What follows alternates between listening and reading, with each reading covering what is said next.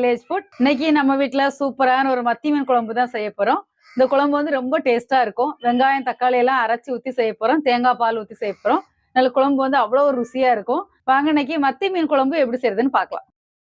மத்தி மீன் குழம்பு செய்ய தேவையான பொருட்கள் என்னன்னு பார்க்கலாம்.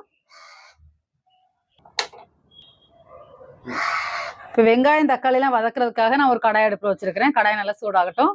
2 ஸ்பூன் எண்ணெய் ஊத்திடலாம். எண்ணெய் நல்லா சூடாயிருச்சு. ஒரு 20 சின்ன வெங்காயம் எடுத்து உரிச்சு வச்சிருக்கிறேன். இதை எண்ணெயில் போட்டு வதக்கிடலாம்.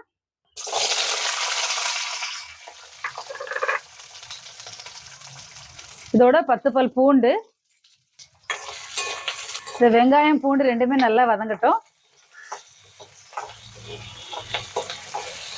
வெங்காயம் பூண்டு ரெண்டுமே நல்லா கலர் மாற அளவுக்கு வதங்கிருச்சு. இதுல நம்ம கொஞ்சமா கருவேப்பிலை சேர்த்துக்கலாம். கருவேப்பிலை சேர்த்தீங்கன்னா நல்லா வாசமா இருக்கும்.